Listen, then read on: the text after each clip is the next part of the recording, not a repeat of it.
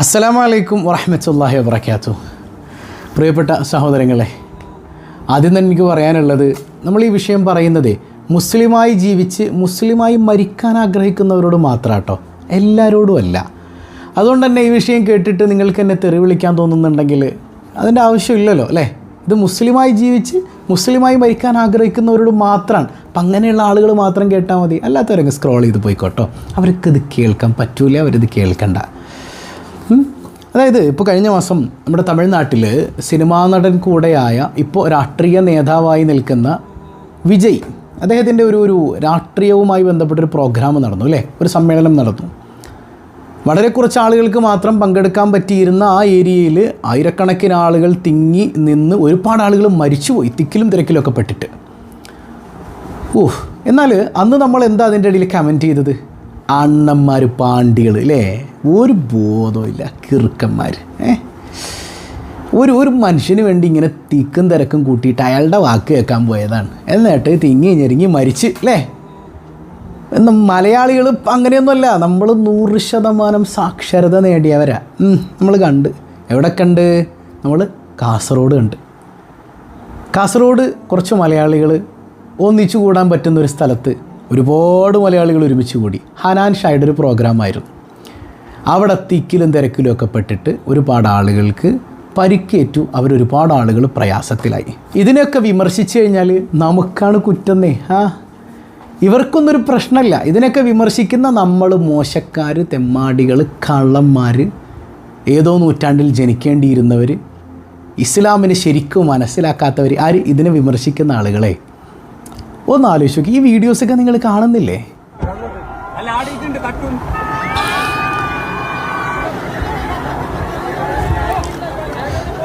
നിങ്ങളൊന്ന് ചിന്തിച്ച് നോക്കി, എത്രമേൽ വലിയ വേദനാജനകമാണ് ഇതിൽ ഇല്ലേ. പർദ്ദയൊക്കെ ഇട്ടിട്ട് ഈ സഹോദരിമാർ എന്തിനാണ് ഈ പാതിരാത്രി അവരവിടെ പോയത്?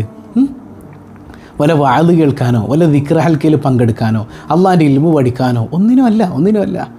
അവരേതോ DJ ഇട്ടിട്ടൊരു ചെറുക്കം കിടന്ന് തുള്ളുന്നു, അതിനോടൊപ്പം ആണും പെണ്ണും ഒക്കെ ഒരുമിച്ച് കൂടി ഇന്ന് തുള്ളാൻ വേണ്ടിയിട്ട് പോവാണ്.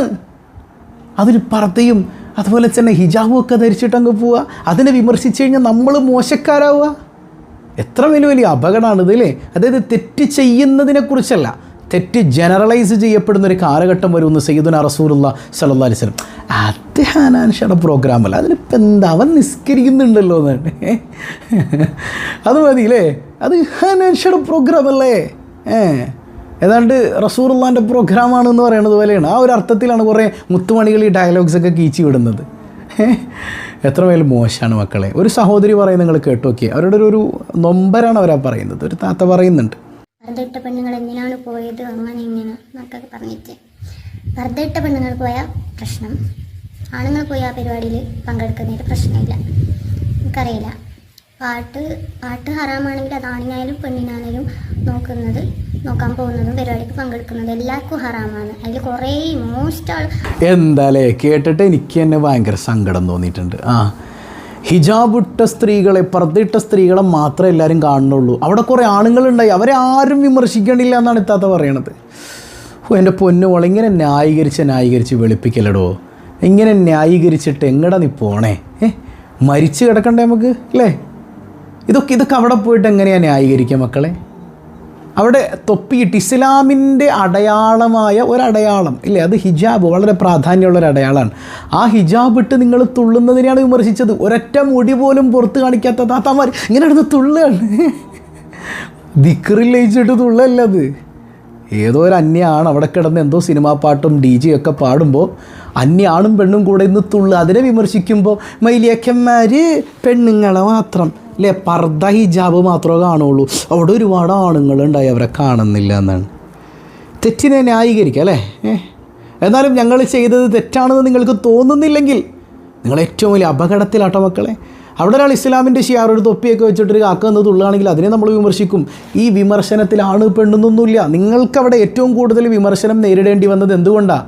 അവിടെ പർദ്ദ അതുപോലെ തന്നെ ഹിജാബൊക്കെ ധരിച്ച് ഇസ്ലാമിൻ്റെ ഷിയാറിൽ നിങ്ങൾ പോയി നിന്ന് അവിടെ നിന്ന് തുള്ളുന്ന ആ തുള്ളൽ തനിച്ച ഹറാമാണ്. അതുകൊണ്ടാണ് വിമർശനം നേരിടേണ്ടി വരുന്നത്. അല്ലാതെ ആണുങ്ങൾക്കൊക്കെ തുള്ളാൻ പെണ്ണുങ്ങൾക്കൊക്കെ തുള്ളാൻ പാടില്ല എന്നുള്ളൊരു കോൺസെപ്റ്റൊന്നും അവിടെ ഇല്ല. ഹറാമ് ആണിനും ഹറാമാണ്, പെണ്ണിനും ഹറാമാണ്. അതൊക്കെ ഈ ന്യായീകരിച്ച് വെളുപ്പിക്കാൻ പാടുപെടുന്ന ചില മുത്തുമണികളുടെ പ്രയോഗങ്ങൾ മാത്രമല്ലേ. ഇപ്പോൾ ഞാൻ നിങ്ങളോട് മുമ്പ് പറഞ്ഞില്ലേ, ഒരു പെൺകുട്ടി എനിക്ക് അയച്ചൊരു മെസ്സേജ്, അതൊരു മുത്തുമണിയാണ്. ആരുടെ മുത്തുമണി? നമ്മുടെ ഈ ചെറുക്കൻ്റെ മുത്തുമണിയാണ്. അപ്പോൾ 36യുടെ ഈ പ്രൊഫൈലിലുള്ളത് എന്താ? പ്രണയം മദീനയോടെന്നാണ്. പ്രണയം മദീനയോടെന്നൊക്കെ ഇവിടെ എഴുതി വെച്ചിട്ട് എൻ്റെ മെസ്സഞ്ചറിൽ വന്നിട്ട് ഭയങ്കര ചീത്ത വിളിയാണ് എന്നെ അങ്ങോട്ട് ഭയങ്കരമായിട്ട് കുറ്റം പറയാം. ഞങ്ങളുടെ ഹനാൻഷ അങ്ങനെയാണ്, ഞങ്ങൾ ഹനാൻഷ ഫാമിലിയാണ്. എടോ, അപ്പോൾ ശരിക്കും ഈ പ്രണയം മദീനയോടെന്നുള്ള വെട്ടിക്കളഞ്ഞിട്ട് പ്രണയം ഇന്നാലിന്ന ആളോടെന്ന് അവിടെ എഴുതാൻ പറ്റണം. പ്രണയം മദീനയോടുള്ള ഒരാൾ എങ്ങനെയാണ് അന്യ ആണിനെയും പെണ്ണിനെയും തുള്ളിക്കളിപ്പിച്ചിട്ട് ഹറാമായ മ്യൂസിക് വിട്ട് ഈ ഗാനങ്ങളൊക്കെ പാടുന്ന ഒരാളെ എങ്ങനെയാണ് നിങ്ങൾക്ക് പ്രണയിക്കാൻ പറ്റുന്നത്? യഥാർത്ഥ പ്രണയം മദീനയോടാണെങ്കിൽ അല്ലേ? പിന്നെ ഒരാളെ നമ്മൾ നിർബന്ധിക്കുന്നില്ല കേട്ടോ. ലാ ഇക്റാഹ ഫിദ്ദീൻ, ഇസ്ലാമിൽ നിർബന്ധമൊന്നുമില്ല. മുസ്ലിമായി ജീവിച്ച് മരിക്കണമെങ്കിൽ ചില കാര്യങ്ങളുണ്ടെന്നേ ഉള്ളൂ. നിങ്ങൾക്ക് അങ്ങനെ വേണ്ടെങ്കിൽ ലാ ഇക്റാഹ ഫിദ്ദീൻ, ഇവിടെ നിർബന്ധമൊന്നുമില്ല കേട്ടോ. നിങ്ങളാരും നിർബന്ധിച്ച് നിങ്ങളിങ്ങനെ പിടിച്ചു വലിച്ച് മുസ്ലിം ആകടി എന്ന് പറയേണ്ട ആവശ്യമൊന്നുമില്ല. ലാ ഇക്റാഹ ഫിദ്ദീൻ കേട്ടോ. അത് മനസ്സിലാക്കാൻ പറ്റുന്നവർ മനസ്സിലാക്കിയാൽ മതി. പിന്നെ ഇവിടെ ഏറ്റവും കൂടുതൽ വിമർശനം നേരിടേണ്ടി വരുന്നത് എന്തുകൊണ്ടാണെന്നറിയോ? ഇതിനൊക്കെ ദീനുമായിട്ട് ക്ലബ് ചെയ്യുമ്പോഴാണ്. വീണ്ടും ആ പഴയ വീഡിയോ ഇപ്പോഴും ഇങ്ങനെ വൈറലാകുന്നുണ്ട്. എന്താ അത്? ഒരാൾ പറയാൻ ഹനാൻഷ മുത്താണ്, ആയിക്കോട്ടെ, ഞങ്ങൾക്ക് അതിലൊന്നും ഒരു പ്രശ്നമില്ല കേട്ടോ മോനെ, ഒരു വിഷയം അതിൽ ഹനാൻഷ മുത്തോ മുത്തുമണിയോ എന്തോ ആയിക്കോട്ടെ, അതൊന്നും ഡസൻ മാറ്റർ, അതൊന്നും നമ്മുടെ വിഷയമല്ല. പിന്നെന്താ അവൻ, നിങ്ങൾ ശ്രദ്ധിച്ചിട്ടുണ്ടോ ഉസ്താദേ, അവൻ പാട്ട് പാടുമ്പോൾ ബാങ്ക് വിളിച്ച പാട്ട് അപ്പം നിർത്തും. അതിന് അല്ല അപ്പോൾ നല്ലതല്ലേ എന്നാണ്. അപ്പം നല്ലാവോ? എന്നേടോ ന്യായീകരിക്കുന്നതിന് ഒരു ഉളുപ്പ് വേണ്ടേ, ഒരു നാണം വേണ്ടേ? ഇത് പാട്ട് പാടുമ്പോൾ ബാങ്ക് കേട്ടു, ബാങ്ക് വിളിക്കുമ്പോൾ പാട്ട് നിർത്തിക്കഴിഞ്ഞാൽ പിന്നെ ആ പാട്ട് ഹലാലായോ? അങ്ങനെ ഉണ്ടോ? ഒരാൾ കള്ളു കുടിച്ചുകൊണ്ടിരിക്കുകയാണ്. അപ്പോൾ ഇപ്പോൾ ഒരു ഉസ്താദ് പറയും, എടാ കള്ളു കുടിക്കലേ. അപ്പോൾ ഷാപ്പിലെ വേറൊരാൾ പറയാണ്, ഉസ്താദെ നിങ്ങളെന്ത് മനുഷ്യനാണ്. അയാൾ ആരാന്നറിയോ? അയാൾ ബാങ്ക് വിളിച്ച് കഴിഞ്ഞാൽ ഒരറ്റ തുള്ളി കുടിക്കില്ല. ബാങ്ക് വിളിച്ച് തീരണത് വരെ അങ്ങ് കാത്തു നിന്നിട്ട് ബാങ്ക് വിളിച്ച് കഴിഞ്ഞിട്ടേ അയാൾ കുടിക്കുള്ളൂ. അങ്ങനത്തെ മനുഷ്യനാണ് എന്നാണ്. അപ്പോൾ കള്ളുകൂടി ഹലാലാവോ? എന്തൊക്കെയാണ് മക്കളീ പറഞ്ഞു വെക്കേണ്ടത്? ഒരു ബോധം നിങ്ങൾക്ക് വേണ്ടേ? പിന്നെ ഏതോ ഒരു ഉസ്താദ് ഹനാൻഷയെ വിമർശിച്ചത്രേ. ഞാൻ ആ പ്രസംഗമൊന്നും ഫുള്ള് കേട്ടില്ല. അപ്പോൾ അതിൻ്റെ കമൻറ്റ്സ് നോക്കുമ്പോൾ അവരുടെ വാപ്പയും ഉമ്മയൊക്കെ പറഞ്ഞു വിടുന്നത് കണ്ട് ആ കുടുംബത്തെ നിങ്ങൾ റെസ്പെക്റ്റ് ചെയ്യണം. എന്താണ് റീസൺ? അത് ബാപ്പയും ഉമ്മയും പറയുന്നത് ഹനാൻഷ നീ പുറത്തിറങ്ങുമ്പോൾ ബിസ്മി ചൊല്ലി പോകണം. ആഹാ, നല്ല കാര്യം. പുറത്തിറങ്ങുമ്പോൾ ബിസ്മി ചൊല്ലണം, അകത്ത് കയറുമ്പോഴും ബിസ്മി ചൊല്ലണം. എന്നിട്ടോ പുറത്തിറങ്ങിയ ബിസ്മി ആകണമെങ്കിൽ, ബിസ്മില്ലാഹി ആകണമെങ്കിൽ ആ പോക്ക് ഹലാലിലേക്ക് ആകണം. ബിസ്മിയും ചൊല്ലിയിട്ട് പണ്ട് ഒരുത്തനുണ്ടായിരുന്നു, അയാൾ ഞാൻ പേരൊന്നും പറയണില്ല, ഞാൻ ഇവിടെ പറഞ്ഞോന്നറിയില്ല. ഒരുത്തനോട് ചൂടായതാണ്, എടാ നിനക്കൊക്കെ ഒന്നും അറിയാൻ പാടില്ല. ഞാൻ എന്നും രാവിലെ 3 ഫാത്തിഹ ഓതും നേരം വെളുക്കുമ്പോൾ. അപ്പം ഞാൻ ചോദിച്ചു, അല്ല സുബ്ഹ് നിസ്കരിച്ചിട്ടാണോ ഫാത്തിഹയൊക്കെ ഓതുന്നത്? എടാ നിനക്കങ്ങ് ഒന്നും അറിയാൻ പാടില്ല, നീ മിണ്ടാതിരുന്നോ. ഓക്കെ, ഫാത്തിഹ ഓതും. എന്നിട്ടോ നീയൊക്കെ പറയണ്ടല്ലടാ ഞാൻ കള്ളു കുടിക്കുമെന്ന്. എടാ കള്ള അള്ളാൻ്റെ സൃഷ്ടിയാണ്, ഞാൻ കുടിക്കണത് ബിസ്മി ചൊല്ലിയിട്ടാണ്. നീയൊക്കെ എന്ത് മൊയിലിയാരാടാ? ഇത് എൻ്റെ അനുഭവത്തിൽ എനിക്കുണ്ടായ, വല്ലാഹി ഉണ്ടായ, എൻ്റെ നാടിനടുത്ത് നടന്നൊരു സംഭവമാണ്. ഇതിലപ്പുറം എന്താണ് ഈ സംഗതിയിലുള്ളത്? ബിസ്മി ചൊല്ലിയിട്ട് എങ്ങടാ പോണത്? DJ കളിക്കാനാണ്, ആണിനെയും പെണ്ണിനെയും കൂട്ടി ഒരുമിച്ചിരുന്ന് തുള്ളാനാണ്. ഇതൊക്കെ എന്താണ് ഇത്ര? ഞാൻ പറഞ്ഞല്ലോ, നിങ്ങൾ ആ ഒരു വ്യക്തിക്ക് ഡാൻസ് കളിക്കാം, DJ ഒക്കെ ചെയ്യാം, അത് അദ്ദേഹത്തിൻ്റെ ചോയ്സാണ്. ആരാണ് ഇവിടെ കുറ്റം പറയുന്നത്?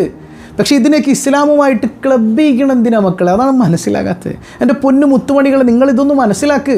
നൂറെ ഹബീബ് മുത്തുമണികളെക്കാൾ മോശമായി പോയല്ലോ നിങ്ങൾ. ഇങ്ങനെ ആവല്ലേ? നിങ്ങൾക്ക് പറഞ്ഞാൽ മനസ്സിലാക്കാത്ത എന്താടോ? പിന്നെ നിസ്കരിക്കണം കേട്ടോ, നിസ്കാരം മുടക്കരുത് കേട്ടോ എന്നാണ്. നിസ്കരിച്ചാൽ മാത്രം മതിയോ? നിസ്കാരം ശരിയാകണമെങ്കിൽ കുറേ സംഗതികൾ വേറെ ഇല്ലേ? ഫവൈലുൽ മുസല്ലീൻ, നിസ്കരിക്കുന്നവർക്ക് നാശം, അല്ലദീനഹും അൻ സ്വലാത്തിഹിം സാഹൂൻ, അല്ലേ? നിസ്കാരത്തിൽ അശ്രദ്ധരാണവർ. മനസ്സിലാവുന്നുണ്ടോ? നിസ്കാരം സ്വീകരിക്കണമെങ്കിൽ കുറേ നിബന്ധനകളും കാര്യങ്ങളൊക്കെ ഉണ്ട്. ഇവ സൂറത്തുൽ മുഅ്മിനൂനിൽ അല്ലാഹ് പറയുന്നുണ്ട്, ഖദ് അഫ്ലഹൽ മുഅ്മിനൂൻ അല്ലദീന ഹും ഫീ സ്വലാത്തിഹിം ഖാശിഊൻ വല്ലദീന ഹും അനിൽ ലഗ്വി മുഗ്രിദൂൻ. അല്ലേ? അല്ലാഹു റബ്ബുൽ ആലമീൻ കൃത്യമായിട്ട് സൂറത്തുൽ മുഅ്മിനൂൻ നിങ്ങളൊന്ന് മറിച്ച് നോക്ക്. എന്താണ് പടച്ചോൻ പറയണത്? മുഅ്മിനീങ്ങൾ വിജയിച്ചിരിക്കുന്നു. അല്ലദീന ഹും ഫീ സ്വലാത്തിഹിം ഖാശിഊൻ, അവർ നിസ്കാരത്തിൽ ഭയഭക്തിയുള്ളവരാണ്. വല്ലദീനഹും അനിൽ ലഗ്വി മുഅരിദൂൻ, ലഗ്വിൽ നിന്ന് അവർ വിട്ടു നിൽക്കുന്നവരാണ്. ലഗ്വിൽ നിന്ന് വിട്ടു നിൽക്കുന്നവരെ നിസ്കാരത്തിൽ അവർക്ക് എന്തുണ്ടാവുള്ളൂ? ഖുശൂ ഉണ്ടാവുള്ളൂ, ഭയഭക്തി ഉണ്ടാവുള്ളൂ. എന്താ ലഗ്വ്? അത് മ്യൂസിക്കാണ്, ഹറാമായ സംഗീതമാണ്, ഇത്തരം പേക്കൂത്തുകളാണ്. ഇത്തരം പേക്കൂത്തുകളിൽ നിന്ന് വിട്ടുനിന്ന് ഭയഭക്തി ആർജിച്ചെടുക്കുന്ന മുഅ്മിനീങ്ങളുടെ നിസ്കാരം കൊണ്ട് വിജയം ഉണ്ടാവുള്ളൂ എന്നാണ്. അല്ലാത്ത നിസ്കാരം ഫവൈലുൻ, നാശം, നാശമാണ്. എന്നാലും നിസ്കരിക്കുന്നില്ല. അങ്ങനത്തെ മക്കളെ വെറുതെ കൂടെ നിസ്കരിച്ചതുകൊണ്ട് മാത്രമായില്ല. നിസ്കാരമാകണമെങ്കിൽ ചില സംഗതികളൊക്കെ ഉണ്ട് എന്നാണ് ഈ പറയണത്. അപ്പോൾ ഒരാൾ കള്ളു കുടിക്കാൻ പോകണമെങ്കിൽ എടാ ഇവിടെ ലോറാമ നിസ്കരിച്ചോളോട്ടാ എന്ന് പറയണമെങ്കിൽ എന്താ അർത്ഥമുള്ളത്? എന്നിട്ട് പറയാം അവൻ കുടിക്കണ്ടെങ്കിലും നിസ്കരിക്കണില്ലേ, മൊയിലായിരിക്കും ഇപ്പം എന്താ? എടോ, ഇതൊന്നും ദീനുമായിട്ട് ക്ലബ് ചെയ്യേണ്ട സംഗതിയല്ല, അതിനൊന്നും പർവ്വതീകരിക്കേണ്ട കാര്യമില്ല. മനസ്സിലാവുന്നുണ്ടോ? അപ്പം അതിനൊക്കെ വലുതാക്കി കാണിച്ച് ഞങ്ങളുടെ മുത്ത്, ഞങ്ങളുടെ കുടുംബം, എന്തൊരു കോൾമയർക്കുള്ളതാണ് നമ്മൾ. അതിലൊന്നും ആവശ്യമില്ല. നിങ്ങൾ ശ്രദ്ധിച്ച് മനസ്സിലാക്കട്ടോ. അരിയാഹാരം കഴിക്കുന്ന ആളുകളല്ലേ, എല്ലാത്തിനും ആലിമ്യങ്ങളുടെ നെഞ്ചത്തോട്ട് കയറിയിട്ട് വല്ല കാര്യമുണ്ടോ? പിന്നെ കമൻ്റാണ് വലിയക്കന്മാർ പണ്ട് ടി വി കേൾപ്പോവാണ്. ഇത്ര നാളെ ഇത് പറയാൻ തുടങ്ങിയിട്ട് വലിയക്കന്മാർ പണ്ട് ടി വി ആണല്ലേ എന്ന് പറഞ്ഞു. ഏത് മൊയിലിയാരെ പറഞ്ഞാൽ പിടിച്ചിട്ടുണ്ടോന്നേ? എന്നിട്ട് ആ മൊയിലിയാരോട് ചോദിക്കും എന്താ കാണണ്ടെന്ന് പറഞ്ഞതിൻ്റെ കാരണം. അന്ന് ആകെ ഉണ്ടായത് ഒരു സിനിമ മാത്രമേ ഉണ്ടായുള്ളൂ, ഇല്ല ദൂരദർശനിൽ. വേറെ നല്ലത് എന്താ ഉണ്ടായിരുന്നത്? നിങ്ങൾ വാർത്ത കാണാനാണ് പണ്ട് ടി വി കണ്ടുവരുന്ന വെച്ചത്? അല്ല, സിനിമ കാണാനല്ലേ. അന്ന് ഹറാമെന്ന് പറഞ്ഞിരുന്നു, കാണണ്ടെന്ന്. ഇന്ന് അങ്ങനെയാണോ? ഇന്ന് നിങ്ങൾക്ക് നല്ലത് കാണാൻ ഓപ്ഷൻസ് ഉണ്ട്. പണ്ട് പറഞ്ഞിരുന്നു, എന്നിട്ട് ഇപ്പം പറയണ്ട ഉസ്താമാരില്ലല്ലോ. പണ്ട് പറയാൻ കാരണം എന്താ? അതിൻ്റെ കാരണം അവർ പറഞ്ഞു തരും. ഇന്ന് കാണാൻ പറഞ്ഞു, കാണണമെന്ന് പറഞ്ഞില്ല, വേണമെങ്കിൽ കാണാം. എന്തുകൊണ്ട്? നല്ലതുള്ളത് കൊണ്ട്. എന്നാലും കുറ്റം ഉസ്താമാർക്കാണ്. തെറ്റിനെ ന്യായീകരിക്കാൻ വേണ്ടിയിട്ട് എന്തും പറയാം അല്ലേ? ഇനി അടിയിൽ നോക്കിയോ, മെയിലായിരിക്കും ഹനാൻ ഷാടെ ഫോട്ടോ വെച്ച് റീച്ച് ഉണ്ടാക്കാനല്ലേ? അതേ റീച്ച് ഉണ്ടാക്കാനാണ്.